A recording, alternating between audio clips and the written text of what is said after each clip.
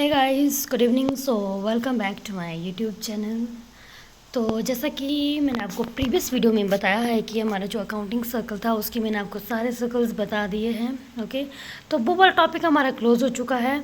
तो आज मैं आपके लिए कोई नया टॉपिक लेके आई हूँ जिसका नाम है डेप्रिसिएशन। ओके, और ये बिज़नेस के लिए एक बहुत ही ज़्यादा इम्पॉर्टेंट टॉपिक है, बिकॉज़ जब तक हमें डेप्रिसिएशन का पता नहीं होगा तो हम बिज़नेस में कोई भी हमारे फिक्स्ड एसेट्स का यूज़ नहीं कर पाएंगे। ओके, उनको प्रॉपर्ली यूज़ नहीं कर पाएंगे, बिकॉज़ जो भी हमारी फिक्स्ड एसेट्स होती है बिज़नेस में, ऑब्वियसली उनकी डेप्रिसिएशन ज़रूर होती है। ओके, तो मैं आपको इस डेप्रिसिएशन के बारे में बताऊंगी एंड इसके मेथड्स कौन है। जैसे कि आपने थंबनेल में पढ़ा ही होगा कि उसमें मैंने लिखा है कि डेप्रिसिएशन एंड इसके मेथड्स। ओके, तो वैसे तो डेप्रिसिएशन के मेनली 2 मेथड्स होते हैं जो कि मतलब एग्ज़ाम में भी आते हैं, बट जो अदर जो हमारे मेथड्स हैं वो हमारे कम्पिटिटिव एग्ज़ाम में आते हैं। ओके, कभी ना कभी तो कहीं ना कहीं आ ही जाते हैं।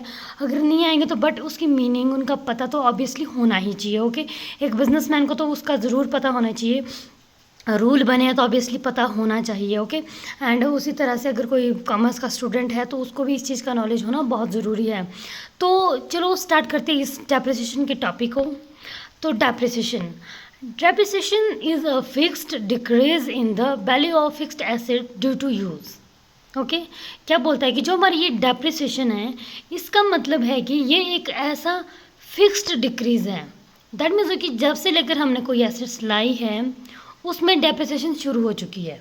क्योंकि कोई भी एसेट्स बिजनेस में आएगी, अगर हम उसका यूज़ भी नहीं करेंगे तो उसमें जंग लग जाएगा, अगर उसको यूज़ करेंगे तो उसमें डेप्रिसिएशन लग जाएगा। ओके, तो दैट मीन्स उसमें कोई गिसावट आएगी, जो वो उस गिसावट को हम डेप्रिसिएशन कहते हैं। ओके, और ये क्या एक फिक्स डिक्रीज है और ये कंटिन्यू चलता रहता है थोड़ा कंटिन्यू रहता है। Okay, in the value of fixed assets. और ये किसके ऊपर होगा? जो भी हमारे फिक्स्ड एसेट्स होंगे इनके ऊपर हमारी डेप्रिसिएशन लगेगी। फॉर एग्जाम्पल आपके प्लांट मशीनरी फर्नीचर्स हो गए, ओके, बिल्डिंग हो गई। तो ये ऐसे एक फिक्स्ड एसेट्स है जिनकी वैल्यू दिन प्रतिदिन घटती रहती है। जैसे हम उनको यूज़ करते रहते हैं तो उनकी वैल्यू धीरे धीरे घटती रहती है। तो जैसे उनकी वैल्यू घट रही है उस घटती हुई वैल्यू को हम डेप्रिसिएशन बोलते हैं। और ये कब होगी? जब हम उनको यूज़ करेंगे। तो जब हम किसी फिक्स्ड एसेट को यूज़ करते हैं तो उससे जो गिसावट आती है उसको हम डेप्रिसिएशन बोलते हैं। आई होप कि आपको ये मीनिंग समझ में आ रही होगी। This is important to calculate for financial position of the business. Okay, हमारी इस डेप्रिसिएशन से हमें क्या पता चलेगा? हमें बिजनेस में ये पता चलेगा कि कोई भी हमारी एसेट्स थी, ओके, एसेट्स तो हमने लाई है, ओके, उसका यूज़ भी कर रहे हैं। अगर हमें डेप्रिसिएशन को हम नहीं कैलकुलेट करेंगे तो हम क्या सोचेंगे? अगर बिज़नेस में हमारे पास बेनिफिट हो रहा है हम सोचेंगे कि हाँ हमारे तो बहुत ज़्यादा बेनिफिट हो रहा है बिज़नेस में। ऐसा नहीं है, बिकॉज अगर हम कैलकुलेट नहीं करेंगे डेप्रिसिएशन को तो जैसे हम उस एसेट्स को यूज़ करते जा रहे हैं, एक दिन ऐसा होगा कि वो मशीन हो चाहे फर्नीचर हो वो चलना ही बंद कर देगा। तो जब वो चलना बंद करेगा तो उससे क्या होगा? हमारा तो लॉस हो जाएगा। ओके, और उस वक्त अचानक से हमारे पास पैसा भी नहीं होगा। ओके, और हम तो सोचेंगे हर साल की नहीं, हम तो भाई बेनिफिट में, और जिस दिन वो एसेट्स ख़त्म हो गई उस दिन तो हमें वो और ख़रीदनी पड़ेगी। तो और ख़रीदने के लिए हमें पैसे चाहिए। ओके, तो इसीलिए जो हमारी ये डेप्रिसिएशन होती है ये धीरे धीरे हर साल थोड़ा पैसा इकट्ठा करती रहती है। तो this important to calculate for financial position, जिससे कि हमारी फाइनेंशियल पोजीशन का भी पता चलता है हमें। नहीं तो हम सोचेंगे कि यार हमारे बिज़नेस में तो बस प्रॉफिट ही हो रहा है, क्योंकि कभी अगर हम डेप्रिसिएशन लगाएंगे हो सकता है कि कभी लॉस भी हो जाए। बट वो लॉस ऐसा लॉस नहीं है कि हमारा बिज़नेस पीछे जा रहा है। दैट मीन्स है कि बिज़नेस के पास पूरा सपोर्ट हो रहा है, सपोर्ट वाला लॉस हो रहा है। एक लॉस होता है कि बिल्कुल ख़त्म होने वाला लॉस, कि भाई अब कभी भी कंपनी या बिज़नेस ख़त्म हो सकता है, बट ये वो वाला लॉस नहीं है। Okay, depreciation is calculated before paid income tax. That means है कि जब भी बिजनेस में हम टैक्स को पे करते हैं तो उसमें सबसे पहले हम डेप्रिसिएशन को लेस करते हैं। क्योंकि जब हम डेप्रिसिएशन को लेस करेंगे तो ऑब्वियसली अगर हमारी इनकम ज़्यादा होगी तो हमारे ऊपर टैक्स भी ओवर लगेगा। अगर हम डेप्रिसिएशन लेस करेंगे तो हमारा टैक्स भी कम होगा। ओके, तब इनकम ही कम होगी तो टैक्स भी कम होगा। तो ये था हमारा डेप्रिसिएशन की मीनिंग। आई होप कि आपको समझ में आ रहा होगा कि मैं डेप्रिसिएशन की मीनिंग का मतलब क्या हुआ। ओके, तो अब है इसके मेथड्स जो कि बहुत ही ज़्यादा इंपॉर्टेंट है। तो सबसे पहले आता है स्ट्रेट लाइन मेथड। जो हमारी ये स्ट्रेट लाइन मेथड है ये बिल्कुल स्ट्रेट है, ये कैसा स्ट्रेट है, बिकॉज जब भी हम कोई मशीनरी लाते हैं ओके बिजनेस में, तो हम उसको यूज़ करना शुरू कर देते हैं। तो जब हम इसको कैलकुलेट करते हैं तो सबसे पहले तो हम वो अमाउंट लिखते हैं जिससे जितने अमाउंट पे हमने इसको ख़रीदा है ओके। फिर एक हमने डेप्रिसिएशन पे रेट डिसाइड किया होता है कि हमने इतनी % डेप्रिसिएशन लगानी है इस मशीनरी पर ओके। तो जब हमने वो सेट किया है कि भाई हमने इतनी % इस पर लगानी है, तो हमने क्या करना है, उसको जो वो अमाउंट है उसको उस % के साथ कैलकुलेट करो और जो अमाउंट आती है उसको लेस करो। जब हमने पहले ईयर में फर्स्ट ईयर में जो हमने वहाँ पर लेस किया था, जो भी हमारी डेप्रिसिएशन आती है, जो हमारी ये स्ट्रेट लाइन मेथड है, ये बिल्कुल स्ट्रेट चला जाता है। ये क्या करता है, जो हमने पहले ईयर में डेप्रिसिएशन लगाई है वही हमारी नेक्स्ट ईयर में, वही हमारे उसके नेक्स्ट ईयर में, वही जब तक कि वो बिल्कुल ख़त्म ना हो जाए ओके, जब तक कि बैलेंस हमारा ज़ीरो ना हो जाए तब तक हम वही का वही हमारी डेप्रिसिएशन लगाते रहते हैं ओके। तो ये था हमारा straight line method, that means कि स्ट्रेट ओके। एक सोच अगर हम याद नहीं रहता है कभी स्ट्रेट लाइन में क्या होगा ओके, तो स्ट्रेट लाइन दैट मीन्स कि वो बिल्कुल स्ट्रेट रहेगा। एक की बार हमने इसको कैलकुलेट करना एंड देन इसको उसी जो भी हमारी अमाउंट आएगी उसी अमाउंट पे उसको लेस करते रहना है ओके। और उस मशीनरी से फिर आता है diminishing balance method, that means कि ये एक ऐसा मेथड है, जैसे देखो हमने स्ट्रेट लाइन में क्या किया, पहले ईयर में डेप्रिसिएशन कट करी ओके, जो अमाउंट आ गया माइनस कर दिया, बस अगले साल फिर आ गया हमने स्ट्रेट लाइन में वही डेप्रिसिएशन लेस कर दी। डिमिनिशिंग में ऐसा नहीं होता है। डिमिनिशिंग में क्या होता है कि इसमें हम जैसे हम नेक्स्ट ईयर में जाएंगे तो नेक्स्ट ईयर में जो हमारा अमाउंट बचेगा ऑब्वियसली, जैसे हमने फर्स्ट ईयर में हमने डेप्रिसिएशन कट किया तो ऑब्वियसली हमारी अमाउंट घट चुकी है। तो जैसे वो घट चुकी है तो उस घटी हुई अमाउंट पर हम जो भी हमारा रेट लगा है उस रेट के हिसाब से वहाँ पर कैलकुलेट करना है। तो ये था हमारा डिमिनिशिंग मेथड ओके। समझ गया अब डिमिनिशिंग बैलेंस मेथड का मतलब क्या हुआ, दैट मीन्स हुआ कि एक बार हमने पहले ईयर में जो हमारी डेप्रिसिएशन थी उसको लेस किया ओके, देन जैसे हम सेकेंड ईयर में पहुँचे जो वो बैलेंस बचता है ओके, जिसको कि हम ब्रॉड डाउन करके नेक्स्ट ईयर में आई मीन उसको ट्रांसफ़र करते हैं ओके। तो जब हमने मैं कहता हूँ कि पहले ईयर में कैरी डाउन होता है, दूसरे ईयर में वो ब्रॉड डाउन होता है, तो उसी अमाउंट पर हम डेप्रिसिएशन लगाते हैं ओके। फिर आता है एन्युटी मेथड।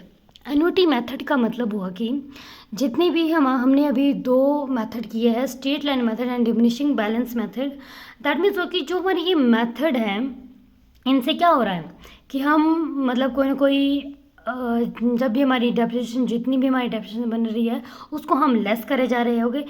जो हमारी ये थर्ड है ये बोलता है एन्युटी जो मेथड है, एन्युटी मेथड बोलता है कि जो भी हम अब कहीं पर भी हम इन्वेस्टमेंट कर रहे हो कि अगर हम कहीं पर भी इन्वेस्टमेंट करेंगे हमारे पैसे को तो हम क्या करेंगे, बदले में तो हम ब्याज लेंगे, बट जब हमारे एसेट्स की बारी आई तो तब तो हम ब्याज नहीं ले रहे हैं। तो ये एन्युटी मेथड बोलता है कि हमें ब्याज भी लेना है ओके। जो भी हमारी कैपिटल है इसमें इस कैपिटल पर हमने इंटरेस्ट ज़रूर लेना है ओके, इसके ऊपर भी ध्यान देना है, इसको भी कटाना है ओके। तो अब आता है हमारा डेप्रिसिएशन फंड मेथड। अब डेप्रिसिएशन फंड मेथड बोलता है कि अभी तक हमारी जितनी भी अब जो भी हमने एसेट्स को यूज़ किया है ओके, एक दिन तो वो ज़रूर बेकार होगी, ख़त्म होगी है ना। तो जब वो ख़त्म होगी, जिस दिन उसका कोई यूज़ ही नहीं रहेगा, उस समय पे जब हमने नई संपत्तियों को खरीदना है, नई एसेट्स को खरीदना है, तो उसके लिए हमने क्या करना है, एक फ़ंड रेज़ करना है, पहले से ही एक फ़ंड बना के रखना है जो कि हमें उस संपत्ति को खरीदने में हेल्प मिलेगी ओके। अगर हमने ये चीज़ इकट्ठा नहीं की होगी तो हम कैसे एकदम से अचानक से हम इकट्ठा नहीं कर पाएंगे ओके। तो अब आता है इंश्योरेंस पॉलिसी मेथड। और अब ये इंश्योरेंस पॉलिसी मेथड बोलता है कि जितनी भी हमारी ये मेथड से पीछे होगी, जो हमारी ये डेप्रिसिएशन फंड मेथड था, ये बोलता है कि आप यहाँ पर पैसा इकट्ठा ना करके उसका क्या करो कि इंश्योरेंस पॉलिसी ले लो ओके, जिसमें कि पैसा आपका कंपनी के पास इकट्ठा रहेगा और बाद में जब नई संपत्ति को खरीदना है तो ये आपको बदले में पैसा देगा उस संपत्ति को खरीदने के लिए ओके। फिर आता है रीवैल्यूएशन मेथड। अब रीवैल्यूएशन मेथड का मतलब हुआ कि जो भी हमारी संपत्तियों का मूल्य होता है ओके, संपत्ति की जो वैल्यू होती है वो पर ईयर डिसाइड की जाएगी। जितने साल उसको यूज जाएगा उसको पहले ही डिसाइड किया जाएगा कि इस साल में इतना, इस साल में इतना यूज़ किया जाएगा इसका ओके। जितनी भी उसमें अब कमी आती है, ओके। अब हमने देखा कि यार इस साल में इतना होना चाहिए, या हमारी जो भी वैल्यू है, ओके, ऑब्वियसली हर साल उसकी वैल्यू होती है, हर एसेट्स की। तो जैसे हमने देखा कि ठीक है भाई, अभी उसकी इतनी वैल्यू बची है, और एक साल बाद जैसे उसकी वैल्यू जो भी घटेगी, उस घटे हुई वैल्यू को हम क्या बोलेंगे, डेप्रिसिएशन, ओके। तो ये था हमारा रिवैल्यूएशन मेथड। अब है डिप्लेशन मेथड, ओके। अब डिप्लेशन मेथड बोलता है कि अब जो भी इसमें हमने इसका जब दैट मीन्स कि जो भी है हमारा जो मेथड है ये यूज़ होता है हमारे खानों में। जैसे कि बहुत बड़े बड़े खाने होते, तेलों की खाने होती है, बहुत ज़्यादा हमारी नेचुरल चीज़ें होती है जिनका कि बहुत बड़ी बड़ी खाने होती है, खनन होते हैं ना। तो जो भी हमारी ये सब चीज़ें होती हैं, इनकी जब डेप्रिसिएशन को कैलकुलेट किया जाता है तो उस समय पे ये डिप्लेशन मेथड का यूज़ किया जाता है। इसमें क्या किया जाएगा कि जितने भी हमने वो जो भी हम जैसे भी जो भी चीज़ हम निकाल रहे हैं उन खानों से, उस जो भी वो पदार्थ होगा, है ना, उसकी क्या करेंगे हम, उसकी वैल्यू डिवाइडेड बाई उसकी क्वांटिटी, है ना। लगा पता, उन खानों की मूल्य की खनिज पदार्थों की मूल्य और उसकी डिवाइडेड बाई उसकी मात्रा, ओके, उसकी क्वांटिटी कितनी है। दैट मीन्स वो कि जो उसकी वैल्यू है, value divided by quantity, okay. तो अब आता है मशीन आवर्स रेट मेथड। जो हमारी मशीन आवर्स रेट मेथड बोलता है, ये बोलता है कि जितने भी हमारे एसेट्स होते हैं, जो भी हमारे इसके ये एसेट्स होते हैं, जैसे मशीनरी, फॉर एग्जांपल मशीनरी वगैरह, है ना। तो जब ये मशीनरी वगैरह होती है, मशीनरी में क्या होगा कि हम उसको जितने घंटे यूज़ करेंगे, चाहे वो गाड़ी हो, ओके, हम क्या करते हैं, हम उनका जितना ज़्यादा यूज़ करेंगे, जितने आवर्स उसका यूज़ करेंगे, जितना फिर जिस हिसाब से हमने उसको यूज़ किया होगा, वो उसकी लाइफ टाइम में देखने कि उसको कितने घंटे हमने यूज़ किया है। फॉर एग्जांपल कि अगर हम उसकी डेप्रिसिएशन को देख रहे हैं, हम देखेंगे कि एक मशीनरी को हमने पर डे में कितना यूज़ किया, कितने घंटे उसको यूज़ किया, ओके। तो उस हिसाब से उसकी कैलकुलेशन की जाएगी, ओके। तो इसके लिए हम एक मेथड का यूज़ कर सकते हैं, जैसे कि वैल्यू ऑफ एसेट्स, उस एसेट्स की वैल्यू क्या है, माइनस करना है रेजिड्यूल वैल्यू। दैट मीन्स है कि जो बची हुई वैल्यू होगी, ओके, उसके बाद क्योंकि कितने घंटे के बाद उसको यूज़ करेंगे तो उसके बाद उसकी वैल्यू तो ज़रूर घटी होगी, तो माइनस करना उस वैल्यू को, डिवाइडेड करना टोटल आवर्स, कि कितने आवर्स में हमने उसको यूज़ किया है, ओके। फिर आता है माइलेज मेथड। अब जो हमारी माइलेज मेथड है, ये तो ऑब्वियसली हमारी गाड़ी, हमारी बसेस, ओके, जो भी हमारी ये व्हीकल्स होते हैं, ओके, इनके लिए ये मेथड यूज़ किया जाता है। तो और इसमें क्या देखा जाता है, सबसे पहले तो इसमें ये देखना है कि जो भी हमारी वो गाड़ी है वो कितने आवर्स काम कर रही है, ओके, कितने किलोमीटर चल रही है। मेनली है कि उसने कितना डिस्टेंस कवर करती है वो, क्योंकि जितना ज़्यादा डिस्टेंस कवर करती है कोई व्हीकल्स वगैरह, तो उतना ज़्यादा उनकी डेप्रिसिएशन लगती है। तो उसके लिए क्या करना पड़ेगा, value of assets, that means वो कितने की खरीदी गई है, अपॉन टोटल उसने कितना आपके किलोमीटर तय किया गया, ओके, टोटल किलोमीटर, ओके। तो ये था हमारा माइलेज मेथड। फिर आता है सम ऑफ डिजिट्स मेथड। अब जो ये सम ऑफ डिजिट्स मेथड होता है, इसमें बताता है ये कि जो भी हमारी ये इसमें डेप्रिसिएशन ली जाती है वो प्रति वर्ष घटती जाती है, घटती जाती है, घटती जाती है, ओके।